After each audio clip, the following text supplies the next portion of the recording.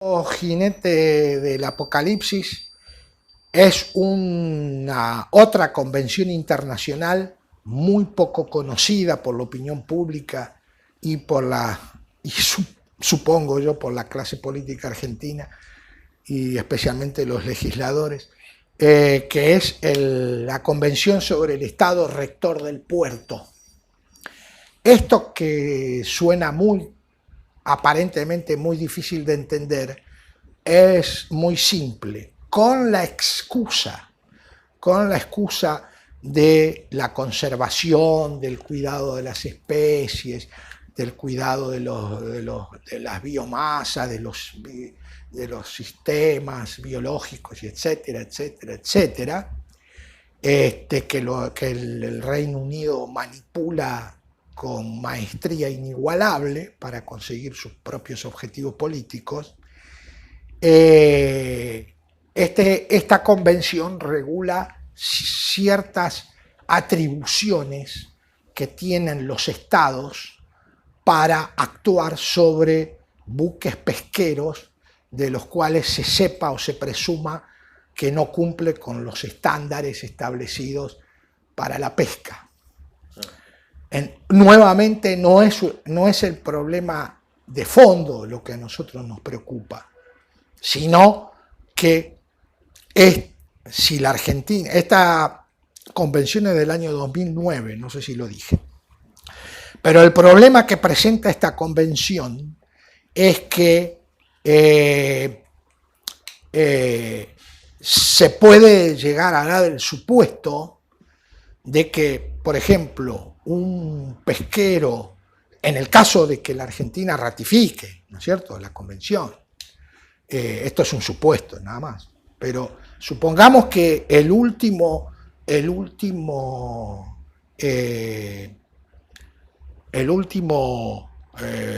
puerto que tocó el pesquero fue en las Islas Malvinas, y luego llega a un puerto de Argentina continental. Entonces, por la convención estaríamos obligados a reconocer la legitimidad de la intervención de las ilegítimas autoridades isleñas. O aún así, si no llega a puerto argentino continental, en el caso de que la Argentina sea parte de esta convención, el mero hecho de que intervengan las autoridades y las ilegítimas autoridades británicas, nosotros por la convención tenemos la obligación de reconocerlos, claro, de reconocer esa intervención. Exacto. Y como los británicos son los verdaderos manipuladores del derecho internacional y de las negociaciones de convenciones internacionales, por la extraordinaria maestría de la Consejería Legal del Foreign Office, cosa que puedo dar fe y certificado porque estuve ahí y conozco cómo trabajan.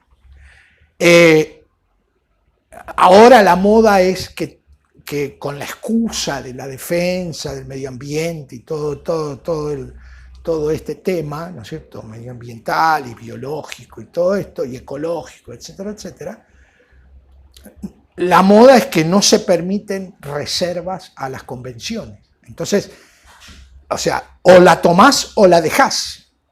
Claro. No tenés oportunidad de hacer reservas. Entonces, este es el cuarto peligro que cae sobre la Argentina. Ustedes fíjense que hasta ahora, me faltan dos más que ya las explico, pero para hacer un pequeño raconto, fíjense que de todo lo que no estamos hablando de absolutamente nada que sea estrictamente económico, ni financiero, ni pecuniario, ni productivo, nada de eso. Todos son problemas legales, todos son cuestiones o trampas, ¿no es cierto?, cazabobos, para que la Argentina caiga en ellas y terminemos reconociendo la soberanía británica en las islas. Esto hay que tenerlo muy presente. No busquen intereses económicos, si son más millones, menos millones. Eso no interesa. Eso es secundario o terciario. Lo que ellos quieren es que se les reconozca la soberanía. Faltan dos más. El quinto sería la posibilidad, ¿no? La posibilidad siempre está presente, siempre se habla, la gente que carece de conocimiento sobre el tema habla de esto, de que la Argentina, entre comillas lo digo, vuelva, ¿no es cierto?, a presentar un nuevo proyecto de resolución sobre la cuestión Malvinas en la Asamblea General. Esto es otra trampa, ¿no es cierto?, en la que lamentablemente hay algunos interesados en el tema y supuestos especialistas y etcétera, y comentaristas que desconocen es decir, una nueva 2065. Yo quisiera lograr una nueva 2065 con él. Por supuesto tienen desconocimiento técnico sobre el tema. ¿Por qué esto es una nueva trampa? Es una nueva trampa porque, en primer lugar, no es verdad que la Argentina vuelva a la Asamblea General.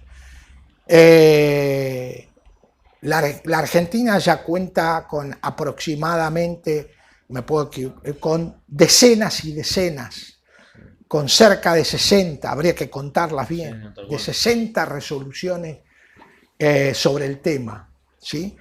Empezando por la 2065 del 16 de diciembre de 1965, de la Asamblea General.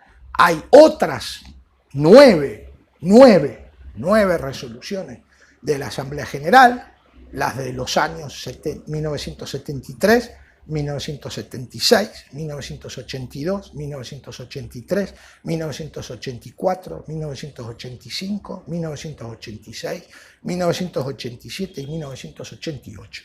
Y hice la enumeración muy molesta y muy monótona justamente para mostrar que la Argentina tiene muchas resoluciones sobre el tema. A eso le tenemos que agregar la que todos los años,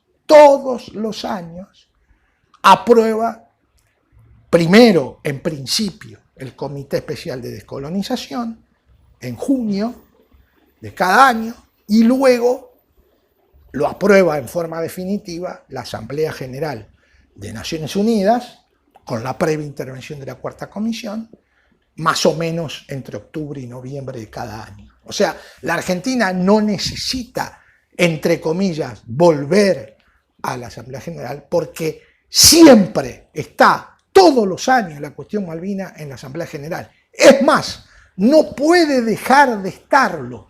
¿Por qué?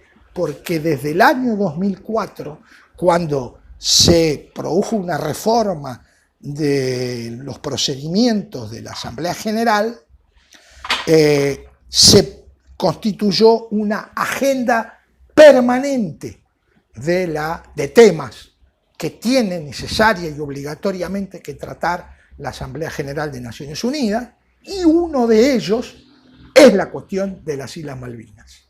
Así que tampoco, aunque quisiera, la Asamblea General no puede dejar de tratar. O sea, no hay ningún tipo de inercia, no hay ningún tipo de ausencia del tema Malvinas de la Asamblea General de Naciones Unidas, muy por el contrario, es uno de los pocos temas permanentes y está siempre presente, y no hay absolutamente ninguna necesidad de ir a buscar lo que sería la 11ª resolución de la Asamblea General en forma directa. Claro, sí, Directa. ¿Por qué? Porque no diría nada distinto, absolutamente nada distinto de lo que dicen todas las decenas y decenas de resoluciones que acabo de relatar, de especificar, y por el contrario nos colocaría en una muy difícil situación de salir a buscar 192 votos, lo cual es una tarea titánica para cualquier país. Y para la Argentina aún más, por varias razones.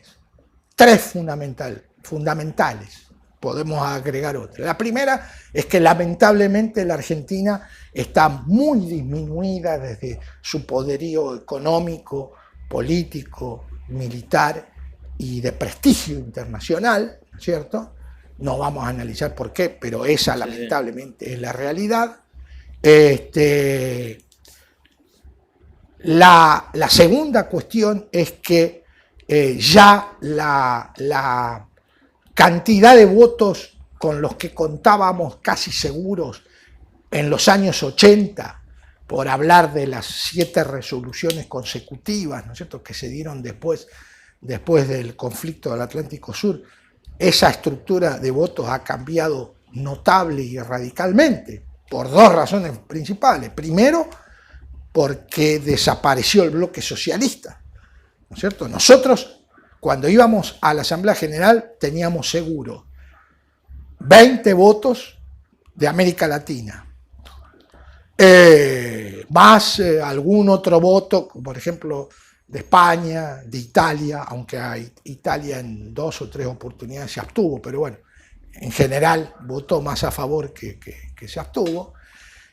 Contábamos con aproximadamente entre 25 y 30 votos del bloque socialista y sus aliados, y todo, digamos, el conglomerado, cosa que, como todos sabemos, el bloque socialista desapareció entre 1989 y 1991, y no solo que desapareció, sino que además muchos de sus antiguos integrantes se han pasado a integrar la Unión Europea, y más allá del Brexit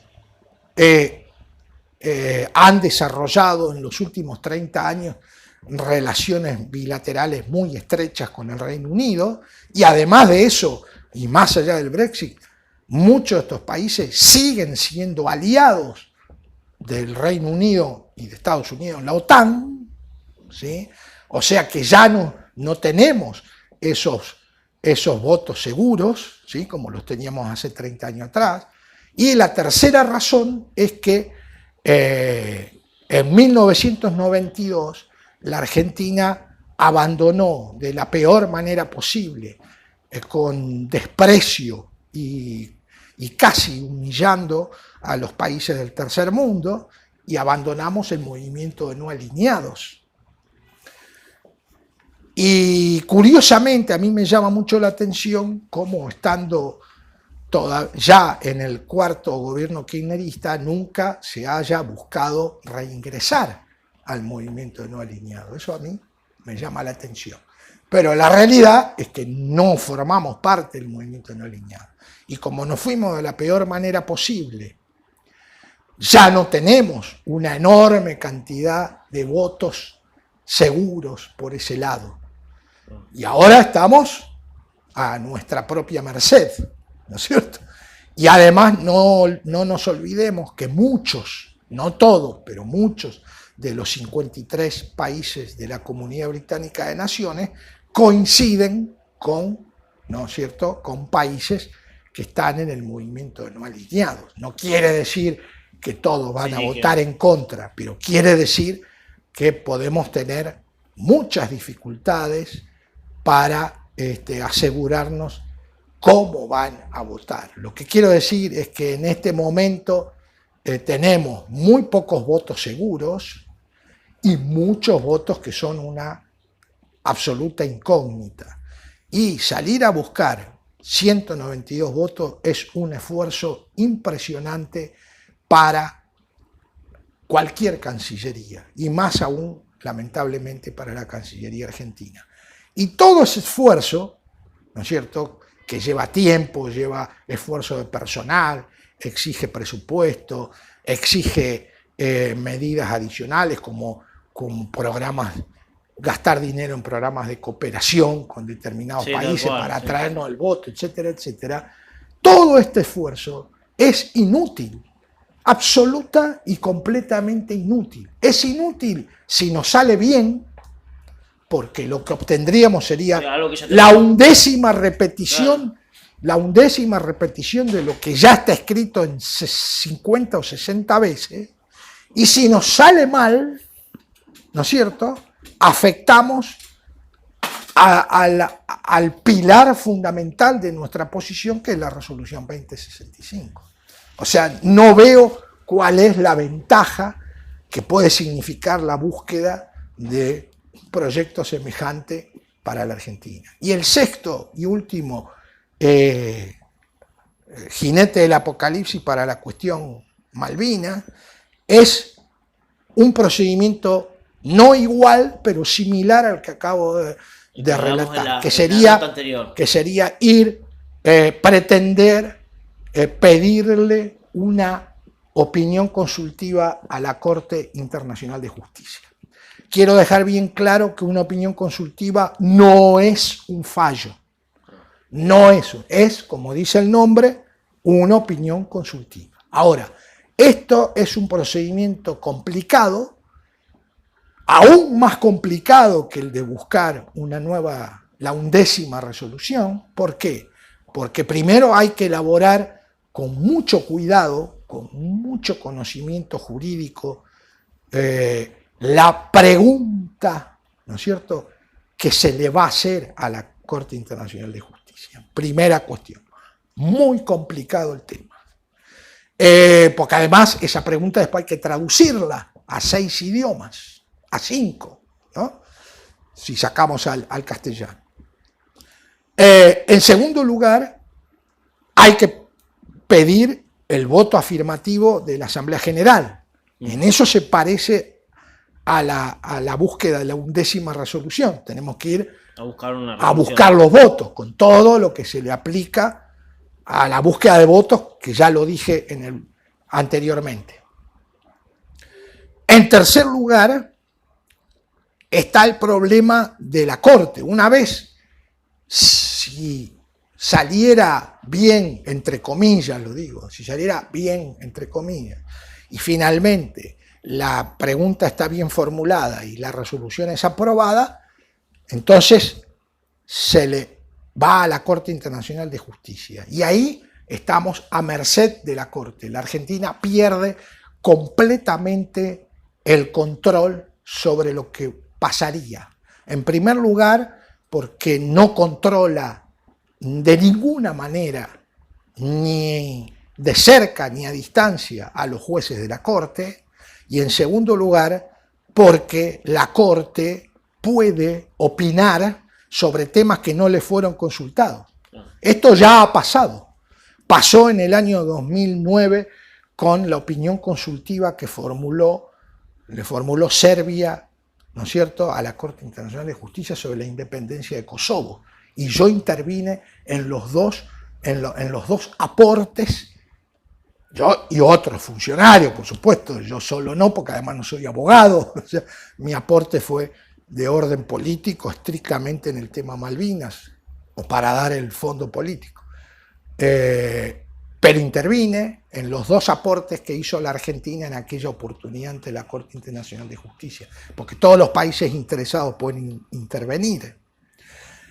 Con, además, la situación de que es una simple opinión, ya termino, es una simple opinión, no es un fallo, o sea, no es de cumplimiento obligatorio para el Reino Unido. Desde ya el antecedente más cercano que tenemos, que es el caso del archipiélago de Chagos, que a Mauricio le salió bien, bien para lo que da esa forma de intervención. El Reino Unido dejó claro desde el principio que lo iba a desconocer, por supuesto, porque no es obligatorio, es simplemente una opinión. Además, eso entonces puede ocurrir que la Corte hable sobre otros temas, como por ejemplo sobre la procedencia o no de nuestros títulos sobre las islas. Entonces, en vez de que conteste la pregunta que le hacemos sobre descolonización, me imagino, termina decidiendo si las islas son británicas o son argentinas, ¿no es cierto? Y nosotros no podemos controlar eso, no tenemos ningún control de ningún tipo. Y hay dos elementos más y ya termino. El primer elemento es que la opinión que da la Corte no es ni para la Argentina ni para el Reino Unido. La opinión que da la Corte es válida para la Asamblea General, porque quien le formula la consulta no es la Argentina, ni Serbia, ni Mauricio, es la Asamblea General. Entonces, la contestación de la Corte Internacional de Justicia es a la Asamblea General, para que la tenga en cuenta cuando atienda o considere temas de descolonización. O sea, tampoco es para...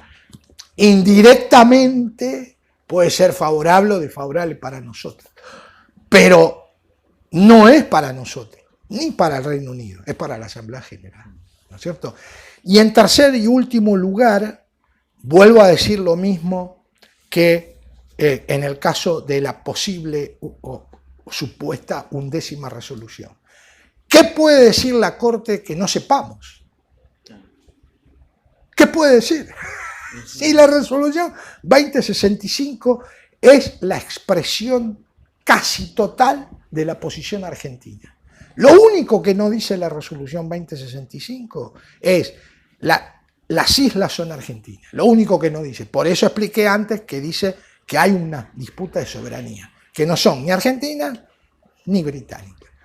Pero fuera de eso, no hay nada que nos pueda decir la Corte que no sepamos ya, ¿no es cierto? Y además es muy equivocado comparar las situaciones de Argentina en la cuestión Malvinas con Mauricio. ¿Por qué? Porque en el caso del archipiélago de Chagos, y concretamente de lo que interesa dentro del archipiélago de Chagos, que es la isla Diego García, donde está la base militar ¿no es cierto?, estadounidense británica para el control del Océano Índico.